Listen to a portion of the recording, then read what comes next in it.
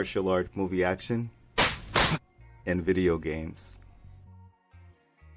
In the hot summer of '84, Data East would release Karate Champ and place the skills of martial arts masters into the joysticks and buttons of the arcades.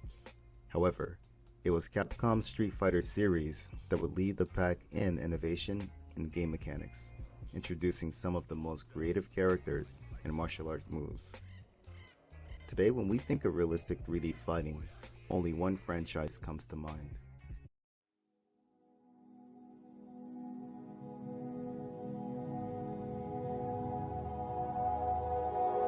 I'm here now. With over 50 million copies sold, Tekken has become the undisputed leader in 3D fighting and is showing no signs of slipping up. Tekken has also managed to combine the martial arts and video games in ways that its competitors can only dream of. Wow, it's not over. Not even close. Not even close. Oh! It's 2016.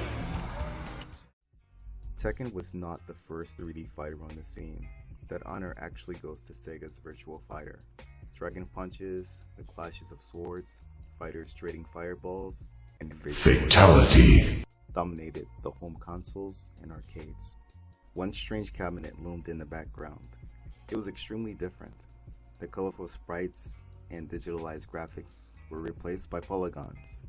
Thanks to Sega, fighting games had finally made that jump into the third dimension.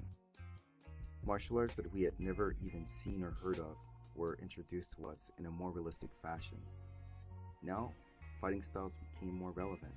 Never before had there been more realistic representations of real-life fighting systems such as Mizong Yi Chuang, the legendary martial art of the Chinese patriot Ho Yang Jia, Bai Ji Chuang, the hard-hitting martial art of the Chinese Muslims. And finally, the original Greek MMA sport, pancration. The first Virtua Fighter featured 9 playable characters and 6 stages. In the winter of '94, Tekken would appear 1 year later, boasting a larger cast and an even more diverse roster of martial arts.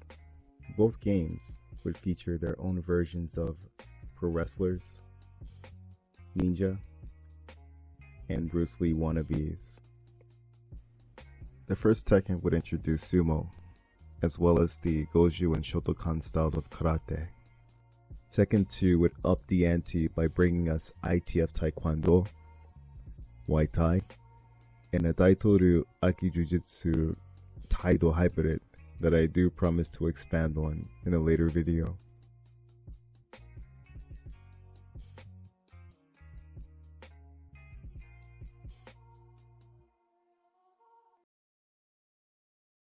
While Tekken 1 and 2 were impressive, Tekken 3 is when we really started to see the franchise come into its own. Pigua Chuan, Bagua Zhang, and a 5-animal kung fu style would bring 3 more martial arts to the Tekken landscape. What really set Tekken 3 apart was Capoeira. This is when I knew Tekken was moving beyond generic. Eddie Gordo's animations really stood out among players with his inclusion of his unique Afro-Brazilian fighting style, never seen before in 3D. While Tekken was not the first game to feature Capoeira, it was the first time we actually got to see a real Jinga. Even today, when you search any video featuring Capoeira, it is ritual for one comment to read, Eddie Gordo.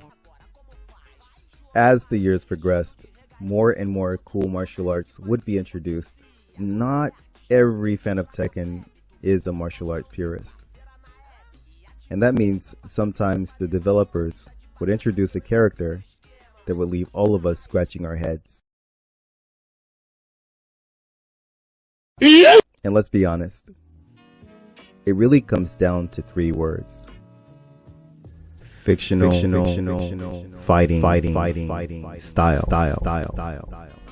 Less motion capture and more disaster. I'm fully aware that this actually started as early as Tekken 1 with Jack and Kuma. I also remember Alex and Roger, along with Gon, joining later, but there wasn't any agenda of pushing legitimacy. Familiar names like karate and kickboxing were replaced by made-up stuff like Tekken forces martial arts, gymnastic street fighting, military fighting style, serious style purification sorcery, and high mobility combat, just to name a few. Another idea came from the Tekken X Street Fighter game, currently in development hell. Since the first misstep in Tekken 1 and sidestep in Tekken 3, the franchise has been known for its 3D movement. A decision was made to introduce 3 of the strongest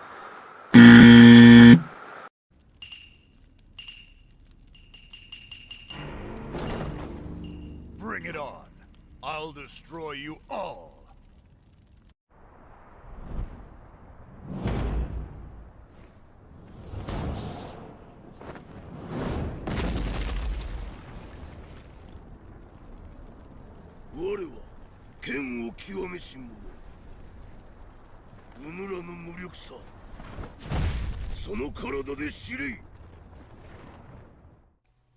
Sorry, 2 of the strongest 2D characters to Tekken 7.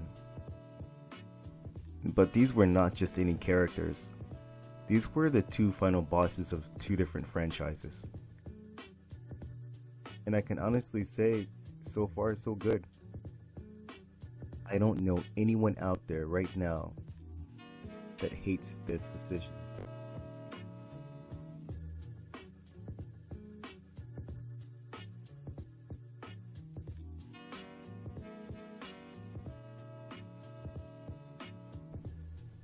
And here we are in the summer of 2021.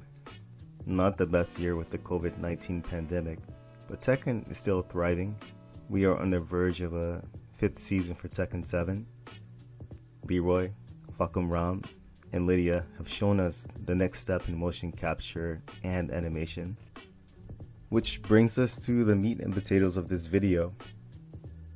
We are going to branch off into a few series. First up, the martial arts of Tekken. In this series, we will look at each character and the history of the martial arts that they use. Spoiler alert, I don't have any Lucky Chloe episodes planned at this moment. We'll also look at other forms of media where you can find this martial art, including video games, movies, and even other YouTube channels. For the other series, just ask yourself, what martial arts do players really want to see in future Tekken games? Third, I have my mind set on some Tekken theories that we all can discuss together. Let's try to answer some questions like, how did Kazuya come back from the dead without any thirst for brains or human flesh? How does Heihachi generate lightning? Where does the devil gene actually come from? And how are Jin and Asuka related? In the Kitchen with Fang is still in progress, and I promise to complete my explained series as well, and that Tsubaki tutorial. Just know that I have big plans for all of you 150 subs, and I really hope that you enjoy the videos. Your feed is about to get really crowded. Feng Wei, out.